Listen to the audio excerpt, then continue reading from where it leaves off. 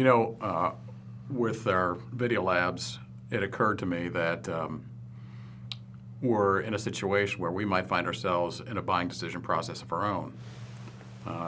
The labs we've got right now with the technology, I don't think are working. I think we need to think about making a change. So that's the difference between you and me, is you would understand that because you're more of a geek than I am. Thank you. But that's the difference in the buying center is, you know, you've got somebody who's actually using it more, even though I have to use it some, but I don't have the expertise to really understand some of the details and specifications we're going to need for that. But you're right.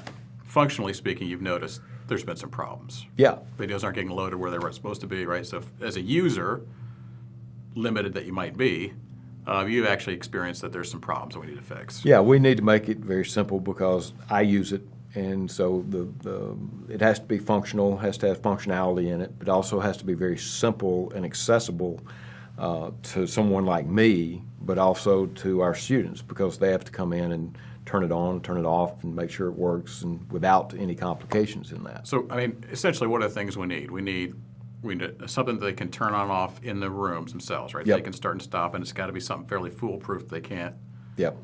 get in and mess up, right? So, Yep. simplicity. It's got to be a mechanism where the videos can be put on a server somewhere where we can access them.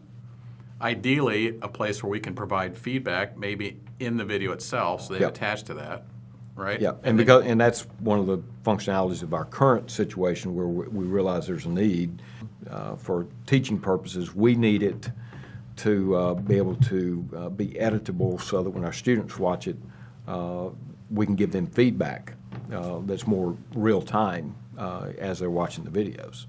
What else? Maybe possibly a way for the scoring mechanism to be tied into, into D2L. That would be great to have that kind of opportunity as well. That's where you know more about it than I do.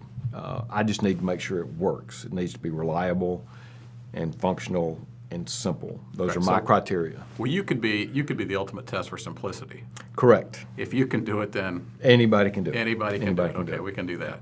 So now the question is, where are we going to look? Because certainly we could look internally, right? We've got a fantastic IT resource at the university.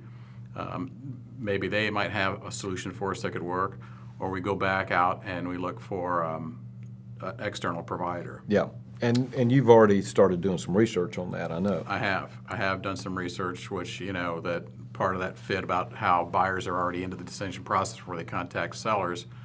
I fall in that category. I've already done some research looking at some of the vendors, and since we started with the company we have now, the technology's changed significantly. Yep. More in tune with, I think, some of the capabilities that we have and the needs that we want. So that's there.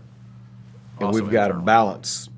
Okay, one, we know if we go externally, it's going to cost us more. It costs us money. We're going to have to invest. And if we go internally, technically it's free. Technically. But technically it is. But an internal source may not be as focused as somebody that you can actually fire, but they're a great group. Right. And they've been focused on what we're and doing. They're here. So and they're here. So the question is, do they have the fit that's right versus a vendor that's got an external vendor which might be built specifically for what we need, as opposed to university supporting multiple criteria. So I think what we need to do is I'll get a list of what we can do internally. I'll get some external providers, and we list their capabilities, and we'll sit down and maybe try to come up with a short list of who we want to talk to. And we got to identify the cost. Well, that's why you raise money. I don't worry about the cost. I just, you know. Yeah, I know. But I have to worry about that piece. So if it's more expensive, you raise more. Yeah, raise more money. So that works out great. It's easy. Perfect.